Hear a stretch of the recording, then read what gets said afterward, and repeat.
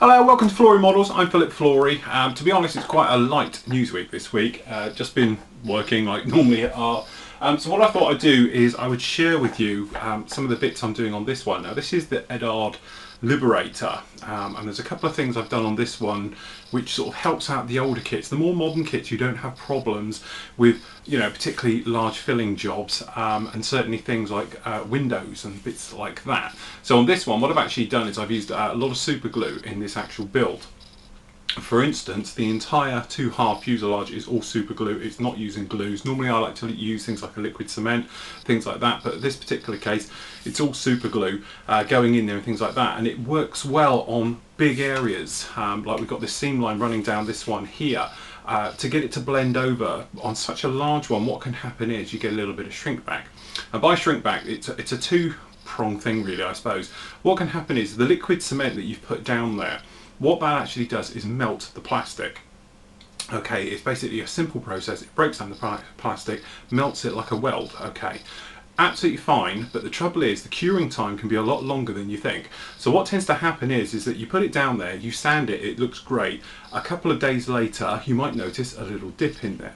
Okay, and then that's when you usually come along with your Mr. Surfaces, things like that, and put them over the top. And because it's a hot process, as I call it, because it's actually melting the plastic, as I said, then in later life you can come back a couple of weeks later and got a little sink mark in it, which is a real pain. So one of the ways to get around that on a big area like this is to use super glue. Okay, so in this little tip what I'm going to do is showing you how to super glue an entire seam and then sand and fill it. We don't have to worry about too much detail. We're just going to use a bit of super glue for the moment and just run it down this seam. Okay, bit of kicker.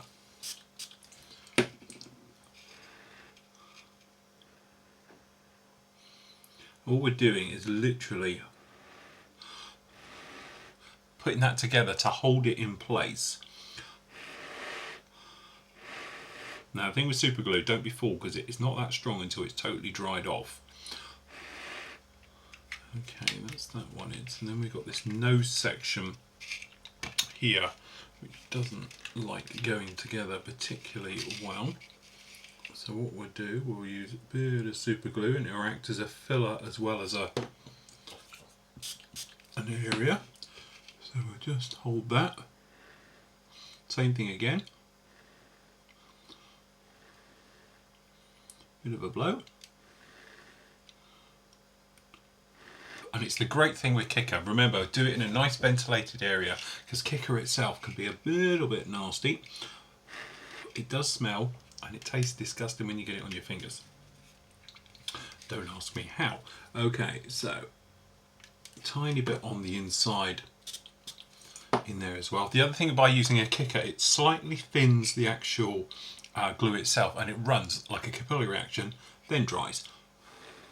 So again, very handy for what we use it for. Just remember, it is a chemical reaction, so when it dries it does get hot. Okay, so if your fingers happen to be near it and you feel it warming up, just think what it'll do to the plastic. So just be a little bit careful how you handle it and all the things like that. Now we'll just work our way up over the nose here. Okay, same again. You might think it's a little bit wasteful to go around and using all this kicker as you go round, but really this is for me for speed. You yourself, you can band this up tight and then just work your way around. But there we go. I'm just going to hold this a second because it's quite a stress joint. What it is, the photo etch, colour photo etch on the inside here is exactly where it touches, so it's just holding it apart. When you pull it in, it's obviously bending it just a fraction. So we do need that to totally go off. If you put your finger on top, once it's dried, you can feel the heat. When the residual heat's gone out of it, you know it's totally gone off, the chemical reaction's finished. But sometimes you can come along, let go too early and just bust open again. Okay, we're just going to work our way back up now, down this spine. So as I say, we're going to be doing lots of re-scribing as this goes along. But to be honest, up here near the join, the actual detail, shall we say, just fades out anyway. It needs to be all put back in, so it's not too much of a problem. The great thing about using super glue like this is it's instant. You can work on it. I can sand this off and there's no shrinkage. Drawback to using super glue, obviously it can crack. Okay, as soon as it cracks, you've lost it. It's not as strong as using a plastic glue like extra thin or something like that. But certainly when you've got a nice join like down this back end here, this join down here, to be honest, is a lovely join all the way down. So you could use your normal extra thin glue down here. Really, I'm just doing this purely for speed. Okay, but as I said, it's one of those ones where if it's got a bit of a gap, because this has got a little bit of a gap filling capability, it will just take care of it nice and easy, very straightforward, without any problems. Okay, so we just hold that whilst that goes down. Then what we can do, once this is all buttoned up and done, we can come along then and we'll be able to physically rescribe all this very easily. Then we can move on to the wing sections, everything else. Then we can get the glass work done on the top of this and really start making our way through the build. Okay, so we've just got the bottom here. So we just line up the bottom.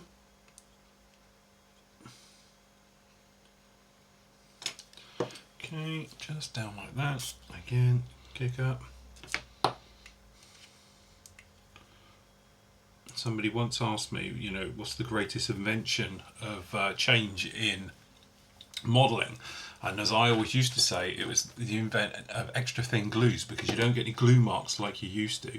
I think the second one after that has to be accelerators, because if you're using a kicker or an accelerator, it's so easy because you can put it down, squirt, job done, move on to the next one, you know, with no problems whatsoever. Okay, so we're just going to do these two joints here. We'll just put a tiny bit in where the back is here.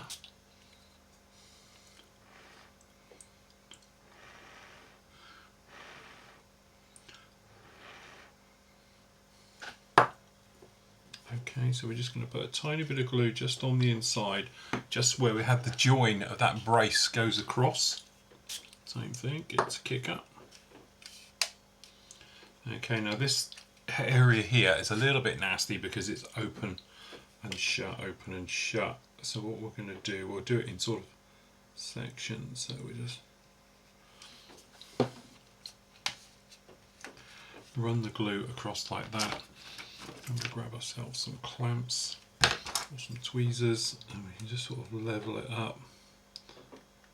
And if we give it a kick, that gets it all drying and everything. Gives you a few moments to play with it. We can marry these two up, bend them together, hold them together like this, because obviously we don't want to get our fingers particularly close to this as it's going off.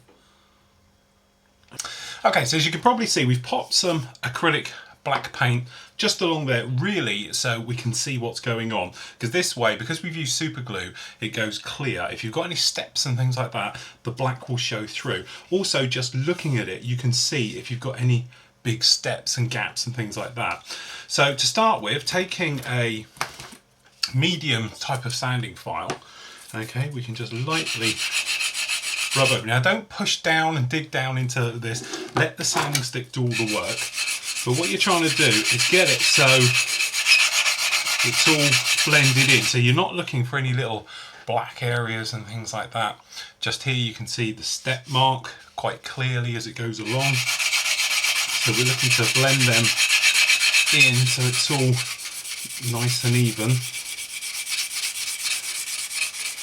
You go through, okay. The other thing to remember is don't wet your sanding stick. What happens is if you wet the sanding stick, it will artificially pull all of the glue out of the areas. Okay, so just work your way down amongst it all, and you'll very quickly see where you've got obviously glues and things, and then all you do, switch over to a finer sanding stick on the finer side if you're using ours. Okay, and you just work your way back up through.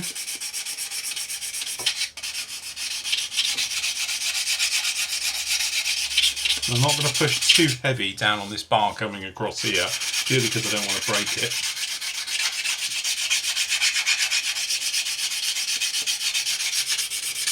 Because what we'll do is we'll slip a sanding stick underneath this, something like that. Okay, just to hold it in place, and then the other one on top, that will give us a better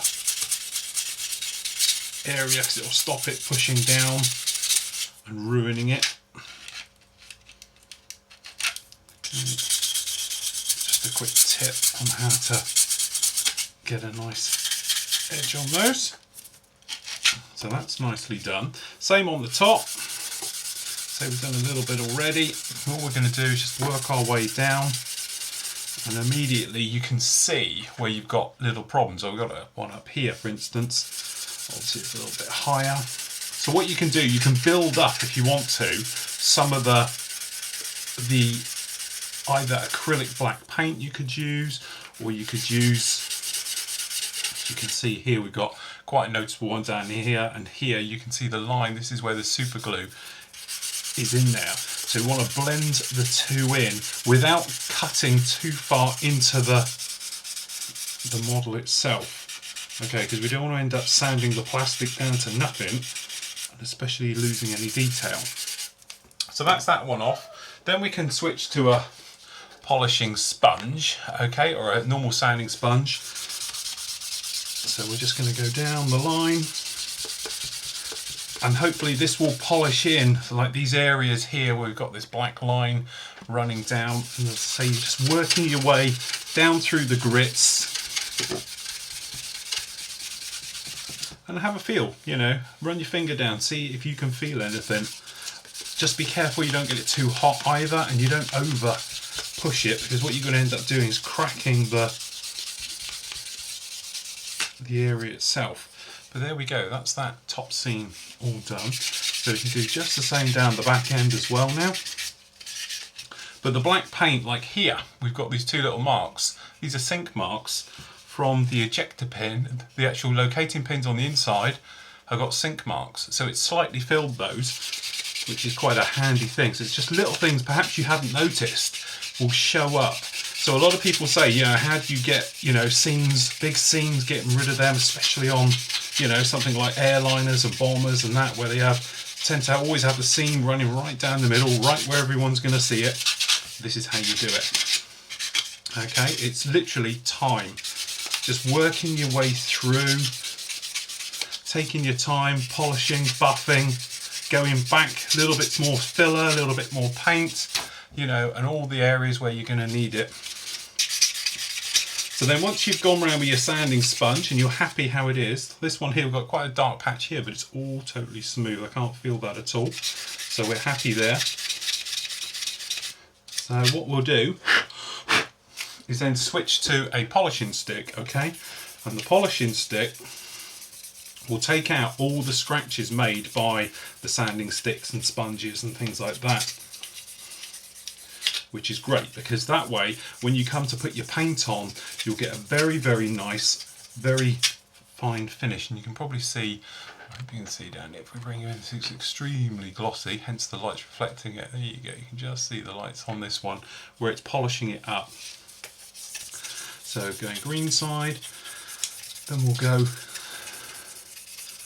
to the white, continuously showing and buffing and all the rest of it. Okay, and just have a feel every now and again, have a feel, see how it's feeling. And that is really it. It's pretty straightforward. It's not rocket science on this. And there we go, all done.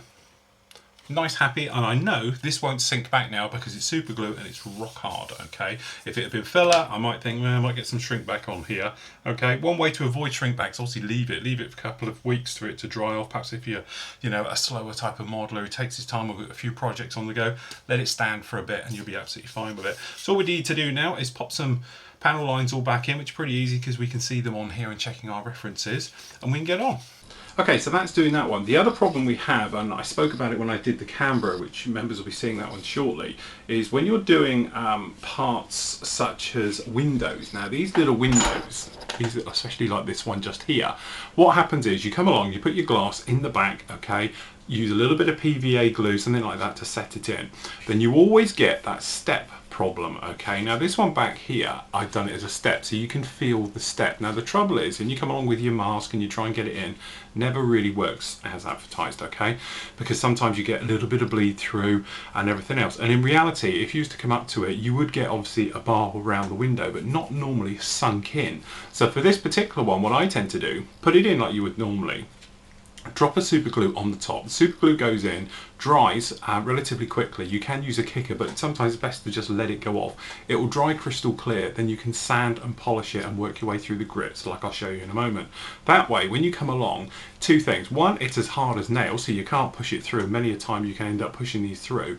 But secondly, you're completely smooth, so you can literally if you wanted to, put the masking tape onto it, hold it up into the light if you're in a situation like this one where you can see through the other one, then you can cut around it with a knife and you've got your mask in there, or you can just put your template of your mask on there and job done. But it makes a far better area, and then you can come along like you can probably see on this one up here, you know, and just re-scribe around it because we've actually sanded it off. I don't know if you have the same trouble as me, but when you come along, they are sunk in. They are never a nice fit, these pushing ones from the rear. So what I do, I come along with a little bit of super glue, okay, and we just put a drop of super glue right over the top of the window. Okay, grab a cocktail stick, just stretch it out past it just a little bit. Okay, come along, let me pull you out here, with some kicker. This is accelerator. Spray it over the top, then hang it upside down. When you hang it down, it makes a bubble that's going to form on the bottom. Okay, so you do it like that for that one. Okay, and what we're going to do, we've got this one down here, is a particularly bad one as well. Okay, right way over the top. And this one here is an awful shape. It's not even a particularly good shape. Couple of squirts, hold upside down. Now you don't have to worry about the super glue because we've got the PVA glue. It stops it fogging up from the inside because they're covered over, so we won't have to worry about that at all. Now what you will notice, if you look through here now, you'll see they are fogging up big time, okay, and they're all going horrible here on the outside. Not particularly nice to look at, especially this one down here now. Okay, so don't worry about it, just give it a couple of moments to start to dry off. Now obviously it's a chemical reaction, so it is going to get warm, but once you're in there, if you take a thinner sanding stick, so that way you don't end up destroying all your detail around. Okay, now we're using just a medium grit. All we're going to do is sand this over the top. Now if you get any little white marks, what that is actual air bubbles that are filled up with dust now.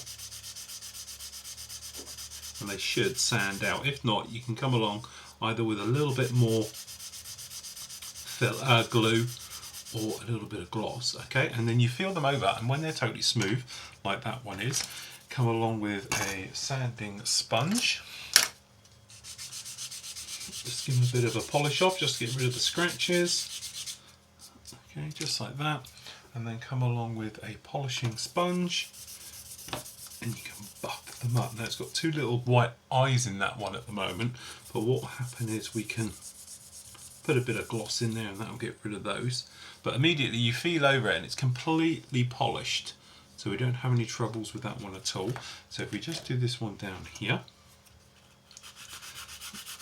and it just takes care of those problem shaped ones where they don't fit particularly nicely and everything else. If you use a smaller sanding stick, you won't end up obliterating all your detail around it.